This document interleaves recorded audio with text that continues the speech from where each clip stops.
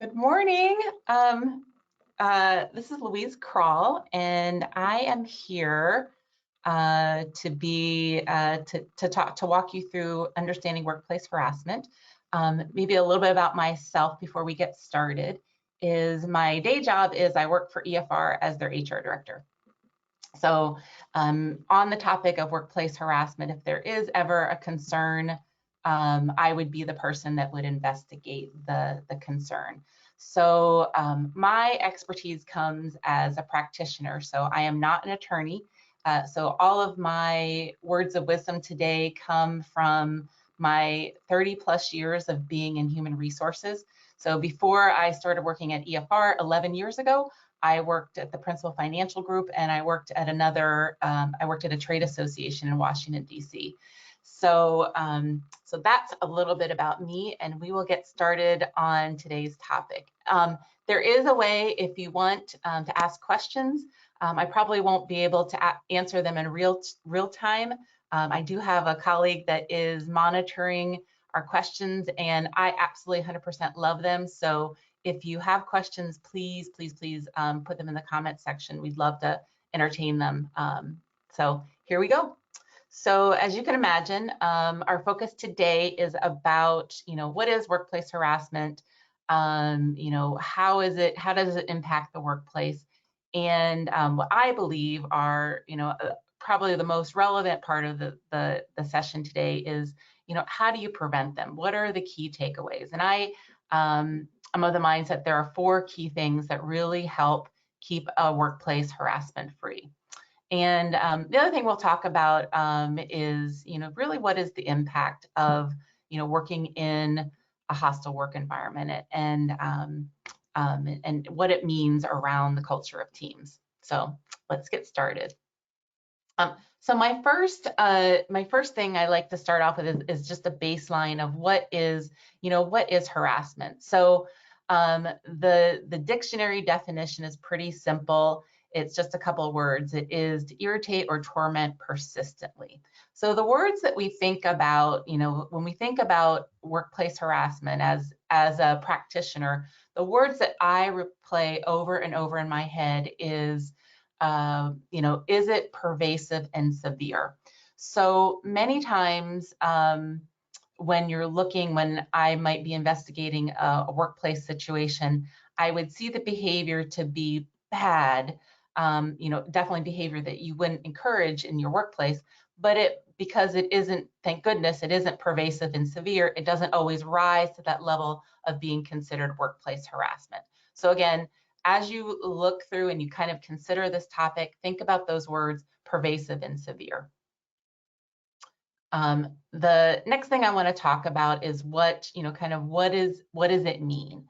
And so it's any, when you're working in a hostile work environment or a harassing work environment, it's any unwelcome or unsolicited verbal behavior that makes it offensive. So the reason I've highlighted the any is remember that it can be anything, and really what might be harassing behavior to me might not be harassing behavior to any one of you. So that's something, as you consider this, it might be when you have somebody come forward with a concern, it might not be a concern to you, but you really have to put yourself in the position, in the place of the person who's coming forward and making the complaint. And of course, I hope it goes without saying that all complaints need to be treated with the utmost seriousness, because it is your your colleague, your employee, your team member. It is one of them coming forward with something that's concerning to him or her, and that is a critical piece. So a little bit more on what it means. What is workplace harassment? So it's physical, verbal. It can be visual for sure. Words, actions showing hostility towards one another, and it thereby creates that hostile, intimidating work environment. So what I like to think about is, when you consider something, again, remember those words, pervasive and severe. When you consider something, consider it to be so disruptive to the employee that it makes it really hard for them to continue to focus and get their work job done. So again, that negative impact on, on the workplace. More a little bit on, kind of who's protected. So there is, remember I said that it is any, but there is some additional things that we know from Title VII. So that is, Title VII is what I call that big law. So the big law that was passed in 1964, the Civil Rights Act, says that employees are protected against workplace harassment for a variety of reasons. So that law contains a lot. But what we're just going to focus on today is workplace harassment. And so what it says is when people are inappropriately treated because they are a member of one of these protected groups, that's where it gets to be potentially considered for workplace harassment. So gender, race, national origin, age, disability, religion, and any other characteristic protected by law. So that's who's protected, and that does go back to Title VII, that Civil Rights Act of '64. So some examples, sorry about that. So some examples of, what it looks like, kind of if you can envision, what workplace harassment looks like in people's words. So it's definitely, it can be threats. And, sometimes when I do this training, people, think that they're just coming to sexual harassment training because that's had a lot of play in the media of late. And, even we're seeing, recently with Governor Cuomo, that, it continues to be a hot button for, social media and certainly an important issue. But I just want to point out that, workplace harassment can certainly be sexual, but it is, all types of workplace harassment. So it could be race, all those things on the previous slide. So threats, jokes, offensive jokes, gestures, maybe, invasion of, a person's psychological space, certainly slurs and derogatory comments, maybe refusing to work with others on assignments. I recently read, on some place that they asked for an African American to not touch their goods, their food, and that can be a case of, workplace harassment can occur from all angles. It can come from within, but it can also come from our customers and our vendors. So that's something to keep in mind. Certainly display of any explicit material, it can be sexually or not, but any explicit material that's, that's derogatory in nature. Actions that could be suggestive or, look to be in a sexual nature. Sometimes speculation around or inquiries around somebody's sex life. And then the one thing I want to make sure I talk about that is a very real issue in workplace harassment is retaliation. So retaliation can come from a bunch of different angles. So it can come because the person filed a harassment complaint. It could be because a colleague is participating in some sort of harassment complaint. And one of the things that I noted that I thought was so very interesting is that it's some sort of gotcha, some sort of something that has an impact on the employee filing the complaint or anybody that's cooperating around the complaint. Again, what I found interesting is when I looked up some statistics from the Equal Employment Opportunity. So that is if an employee would have a complaint that is not settled in their workplace. So this is when it goes, kind of into that, into that category where there's, potentially litigation. But 53% of all complaints that were filed to the Equal Employment Opportunity Commission in 2019, 53% of them had an element of retaliation.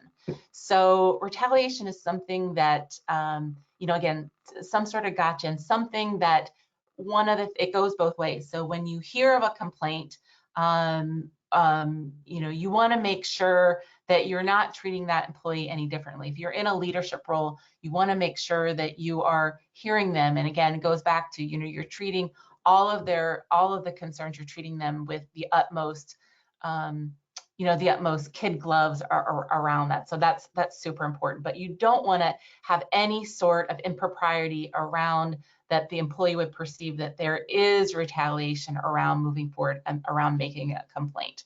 So those are just some basic examples around workplace harassment.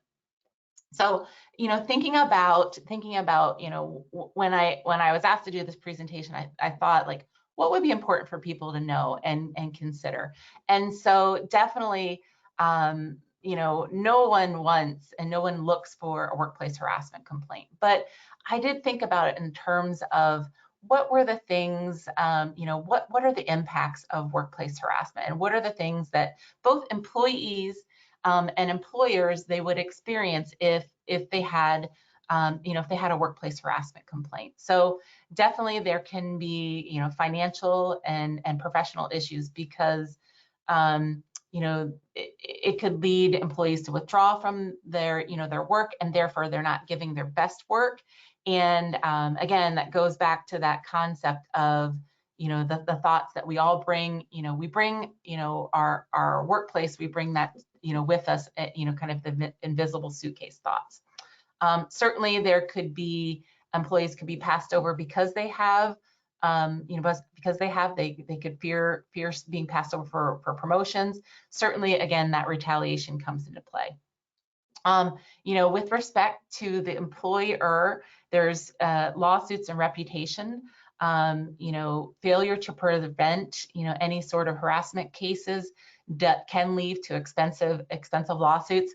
One of the things that we know, if you don't react properly with regard to handling a workplace harassment situation, you should be prepared to write a check, and it'll be a check with a lot of zeros on it when you look at that.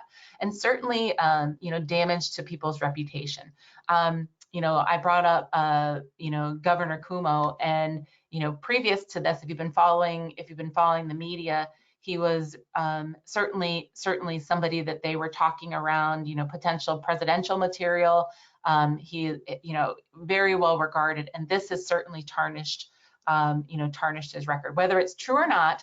Remember that everybody, another part of workplace harassment is that everybody is welcome to have a kind of their case fairly investigated and looked upon. So I'm not saying that Governor Cuomo is guilty, but what I am saying, on the face value, it definitely impacts his reputation. So that you can experience that as an organization.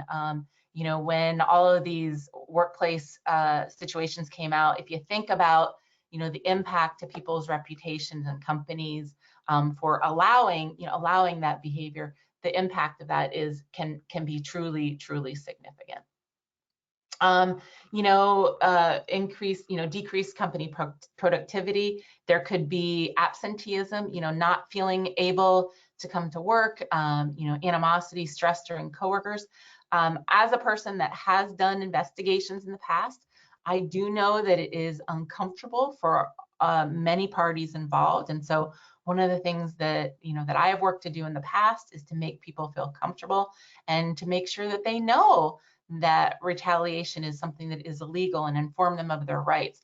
But I can't deny that there is the potential for lost productivity. Even though you ask employees, keep this confidential, you can't stop people from talking. And so it does have the opportunity. To decrease workplace productivity. And then kind of there can be emotional and physical issues. So, that's EFR's world, is that frequently we're in a position where we're working with employees on, kind of on their mental health, and the stress and, and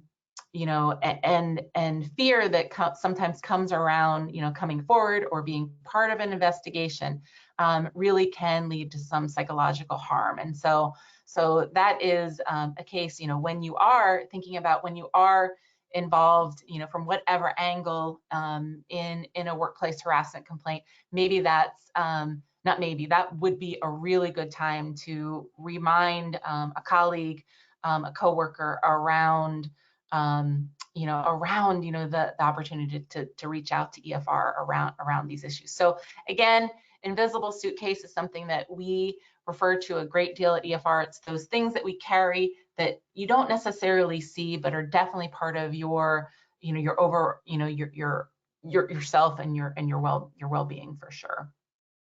All right. So what we see, around when, when we have victim, and remember, it's like somebody that's come forward that's talked about some sort of, that they believe to them, they believe it's real and true, that there is some sort of workplace harassment. So what we see around typical responses is that definitely the number one is the passive response, that we ignore it and we hope that it's going to go away. Maybe it was just that one time, maybe it was that one behavior, but that's not harassment. So harassment, again, is pervasive and severe. So ignoring it, and maybe if I just keep my head down and I keep working, that maybe it'll go away. That's not always the case. Maybe that might work for some people, but it is a typical response, but it's not, it's not a typical successful response. Another unsuccessful response might be hostility, an aggressive response. So I have, I have seen on social media, I've seen, a slap or a kick or something where, the one that comes in my mind is a waitress, where, somebody, every time that she gets walked by, she gets kind of physically harassed, and she turns around and has had her last straw, because for her, at least what I'm reading through the video, what I'm reading is that it's pervasive and severe. But one response doesn't necessarily make that, bad behavior doesn't make for another bad behavior in response. But I can say that aggressive response is something that that we have seen time to time. Another thing that we see a great deal as this third bullet is that, what, I'm done, I'm going to leave. Remember that, people don't leave organizations, they leave leaders, is the one, the one takeaway. And, that is just so important to keep in mind, is that, you need to be looking at why people are leaving in your organization. And if it is something, if there is a track behavior, you need to be asking, as a supervisor, maybe an HR person, you need to be asking those tough questions. Why are people leaving? And then what I think is becoming a more typical response these days, which is, I think, a wonderful trend. I'm sorry that people do have to deal with workplace harassment, but I do think the trend is that the behavior is reported. We had, just in the kind of the 2018, time frame, when the Me Too movement was a super big hot media topic. Since then we've had more education and more knowledge thrown our way, and more ideas that people can come forward and they don't have to fear retaliation. So I think that is, I appreciate, and I really love this trend. And as a person that deals with these types of concerns when people come forward, I would challenge you to think about it in this way. It's not a, oh, bleep, it's thank goodness they came forward. I try, even though, what you have to do when you have a complaint that comes forward, you need to drop everything and you need to work on investigating it. But, what I really work hard to do is I look at this, an employee coming forward, as a gift, because it will, for all those reasons in the previous slides, it will be like a cancer, a toxic, whatever word you want to use. It can be a toxin in your environment. And if someone didn't give you that gift of coming forward, you would never know, most likely you would never know of that behavior. So again, challenge yourself to, when a victim does come forward, challenge yourself to think about it in those terms, that it is a gift, and how much you appreciate them taking the time to communicate with you. All right. So on kind of on the side, we do have people who do still still hesitate to report. And there's lots of reasons why people hesitate to report. A lot of it comes, fear and retaliation, fear or embarrassment. Is this something that that I ask for? Certainly fear of retaliation, that becomes one of the biggest things that we see, being afraid that they ask for it. One story that I always share in my trainings is I had, she's not so young anymore, but at first glance, I had my oldest daughter, when she came home from her freshman year of college. We live here in Des Moines, and she worked at a local bar. And her, kind of not her first couple of days, while she was still in training, she was told, one of her training things is, if you have a patron that gets sick, that you should go get this maintenance person. And it was a man. And so that happened. And again, she was still just following people around. She was still in that training process. So she went and got this person, and he said to her, all right, I'll clean it up, but only after I see your breast. And he didn't say it in that anatomically correct way. And she's relaying the story to me, and of course I work in HR, and I have worked in HR for a number of years, and my eyes got wide, and I said, well, of course, what'd you do?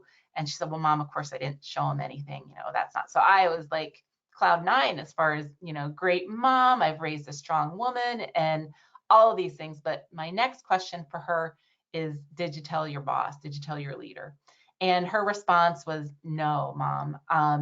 I didn't want to be labeled a troublemaker. So go from cloud nine, being HR great mom, to not so much. But I do understand what happens. And, the other verbiage that my daughter followed up with me and said, Mom, I work in a bar, that is part of it. And what I would say to you, and I would said to her, I know of no job description, I know of nothing that says that workplace harassment is part of your role, of your duties.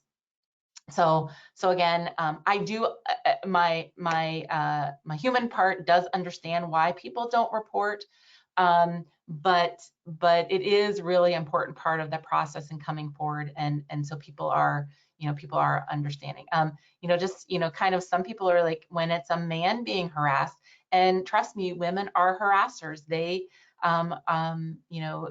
it can come from a same sex, being harassed, it knows no gender, it knows no age. It really is all encompassing. But so it is not a case, it's not an instance where people would be or should be flattered by that, or should that be our comment, especially if it's a man coming forward to reporting it. So, all right.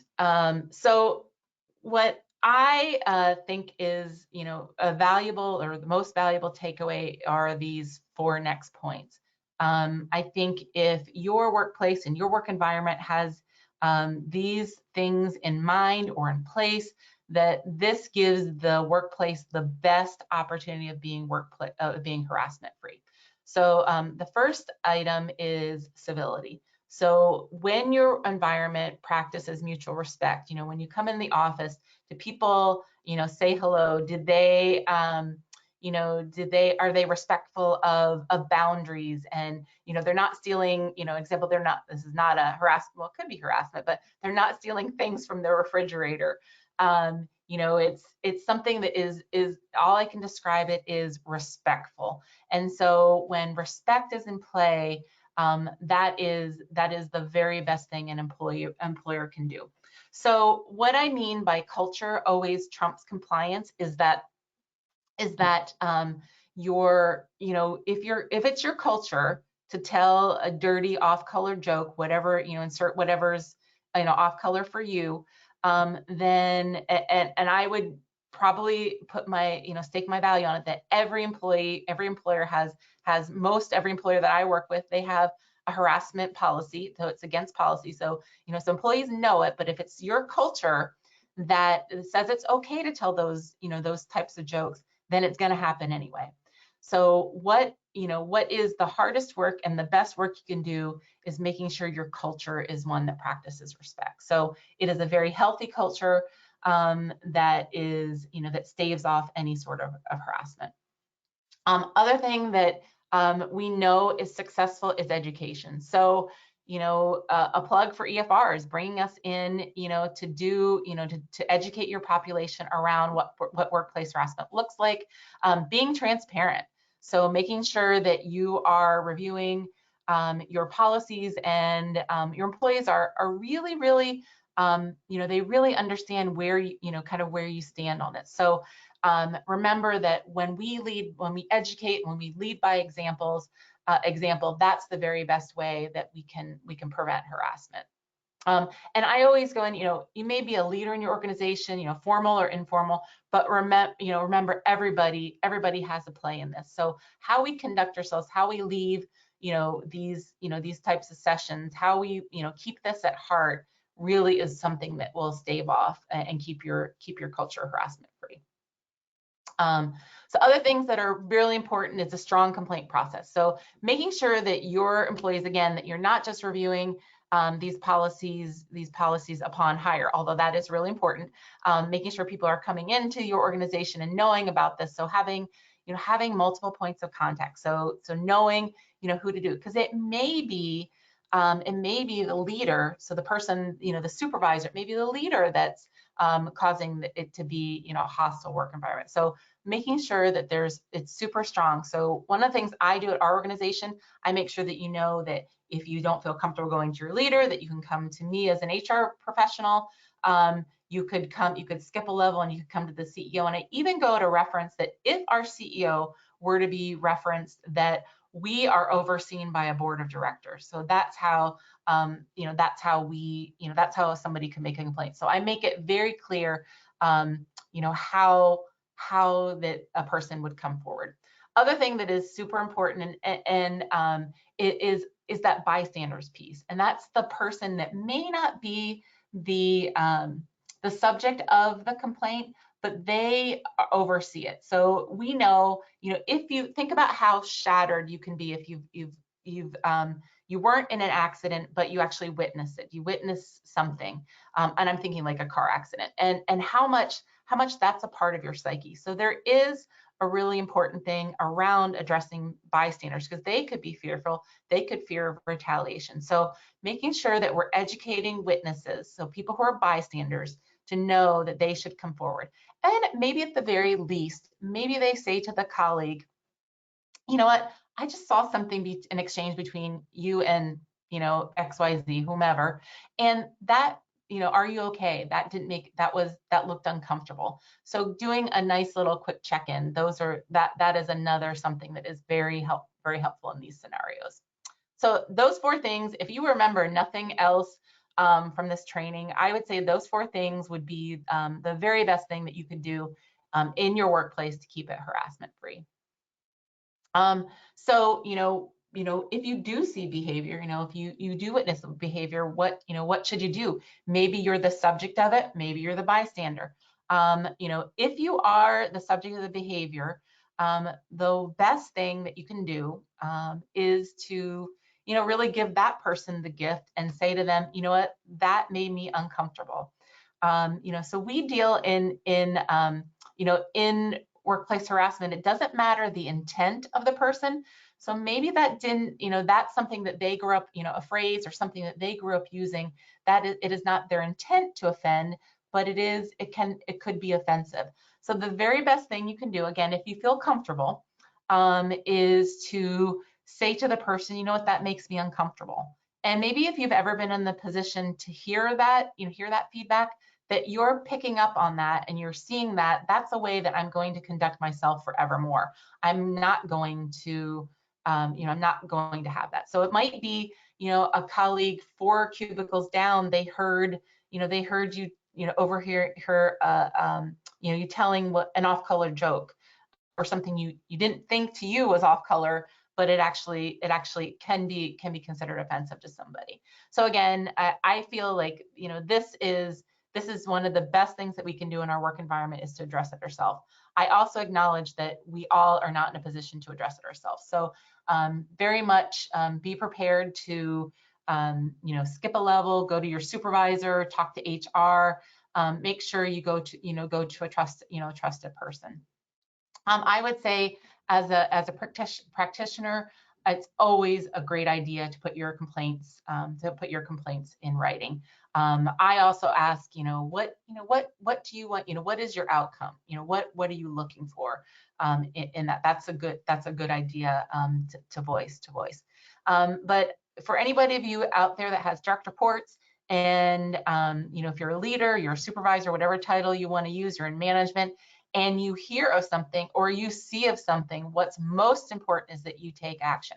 So it would be nice to, not my problem today, not gonna ruin my day. I have a whole list of to-dos to do, but you must take something, because what the law says is if an organization knew or should have known, so if they knew or should have known and they did nothing, then be prepared to write a really big check. So, there is liability in place, if an organization knew or should have known. So it's a really big parameter around workplace harassment. So just kind of honing in on thinking about harassment and, kind of what it means, and, kind of what actions you can take. I always refer back to, remember I shared at the top that I worked in Washington, D.C. And so I always call this the Washington Post test.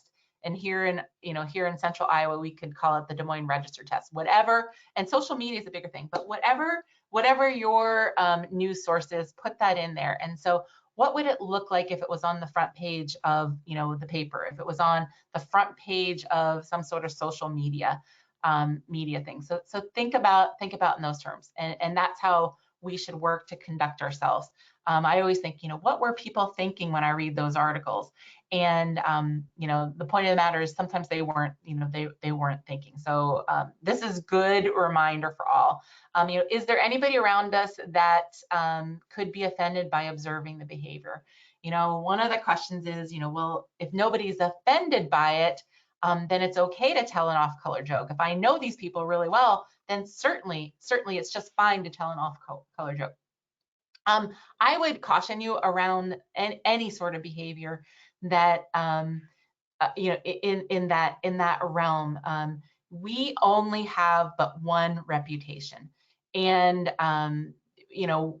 conducting ourselves in a civil and mutually respectful way. Remember back, that's so important to how we're perceived, how our professionalism is picked up. So that is, again, those are critical features. So can anybody else see me? So, if you've got to go in a corner, to tell an off-color joke, and I would have you question how really important that is, and think about your reputation. So impact of the behavior, I talked about this a little bit earlier. So the law doesn't say, she didn't mean anything by that. That's just what she says. The law doesn't care. The law says we're dealing with the impact of your behavior. How did that person, pervasive and severe, how did that person perceive your behavior? That's really what the law says. Another something I like to think, would you say the same thing to somebody, if the person that you're in a relationship was in the same room? Would you say that? Would you want your significant other, whomever that may be, would you want them to overhear that? And then I always, flip it around too, is that would I want someone to behave that way around, with my partner? Would I want them to act that way? The other thing is how about my, back to my adult son or daughter, adult daughter, that is definitely not behavior, that you would want, anyone to be subject to. So kind of think as round as yourself, a filter for yourself in that regard.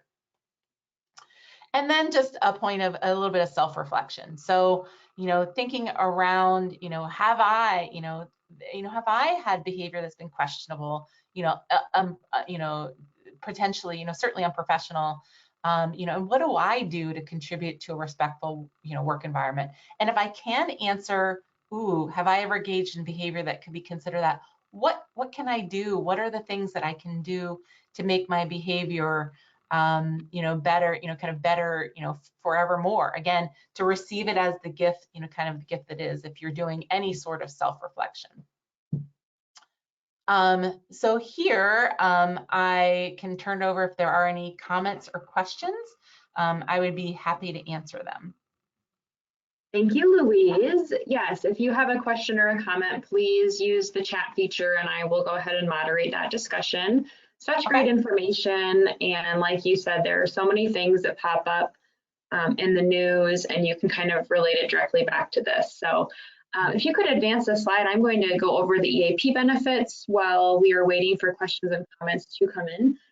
If you are joining us today and you have EFR's EAP benefit, I just want to remind you that we have a variety of resources that can help you navigate life's challenges. So perhaps you're just looking to talk to someone about a situation that's causing stress or worry in your life. You can call our 24-hour phone support at 800-327-4692, and you will always be speaking with a master level clinician when you make that phone call.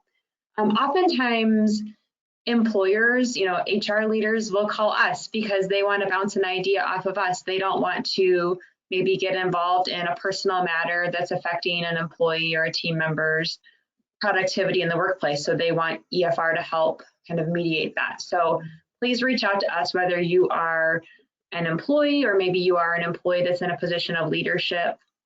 We can certainly help. We are currently offering in-person or virtual counseling sessions in light of COVID. It kind of depends on where you are located and what the providers in your network are doing. We also have telephonic resources like legal and financial consultation. So if you haven't filed your 2020 taxes yet because you have some kind of nagging question, you don't know how to file something or report something, we can help with that. So you can call us and we can connect you with an attorney that might help you navigate that. The legal and financial consultation benefits are 30 minutes of consultation at no cost. So you can actually get a lot accomplished in 30 minutes for both of those benefits. We also offer elder and child care resources, identity theft resolution, and life coaching. So lots of great resources from EFR. You can also visit our website, www.efr.org, to learn more about us. And if you're interested in, maybe you thought that this webinar was great and you want to share it with a team member, I will be posting this webinar to our website by the end of this week. It might even be up by the end of today. So lots of great information there. All right, we have a question, Louise. This person says, what about a child experiencing harassment from a parent they visit every weekend in a divorce situation? The harassment is in the form of dirty jokes that make the 11-year-old uncomfortable. So this is more of a parenting question, not a workplace question. Yeah, I would be out of my league, but boy, my heart goes out to you.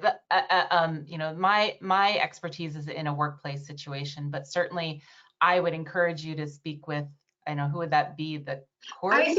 I think calling the EAP would be a great first step for you to talk to maybe one of our counselors about, how to navigate the situation. And honestly, they might even recommend that you speak with an attorney about it if you're concerned for your child's well-being. So I think calling our 800 number would be the best step, and just kind of talking about what's going on, and then we can help you navigate that situation in terms of how to speak. Maybe it's a communication issue, talking to the other parent about what is appropriate and what is inappropriate, talking to your child about a good way to communicate their discomfort. But also, like I said, it could even be that they're going to recommend, if it's an unhealthy situation, that you take it further. So I'd say call our EAP.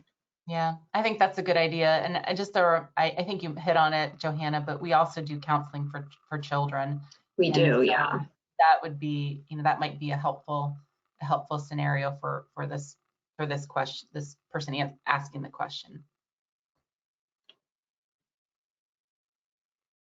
Any other questions?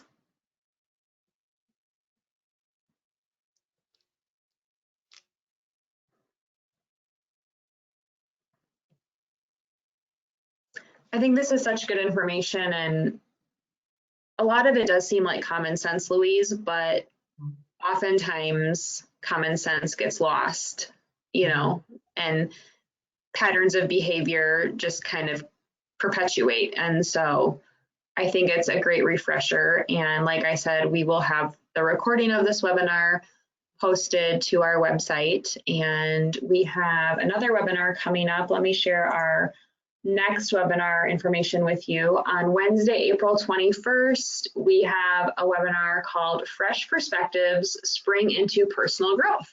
So a slightly lighter topic, but as the seasons are changing, I know we have attendees from all over the country with us today, but for those of us in the Midwest and even other parts, it was a cold and long winter. So in April, we have a webinar all about kind of, it's never too late to kind of ring in a new season. You know, we always ring in a new year in January, but what about ringing in a new season and bringing into different areas of growth? So that is Wednesday, April 21st at 10 a.m. Thank you so much for your time today, Louise. You bet. Appreciate your expertise, and thank you to those who joined us today. Have a great day.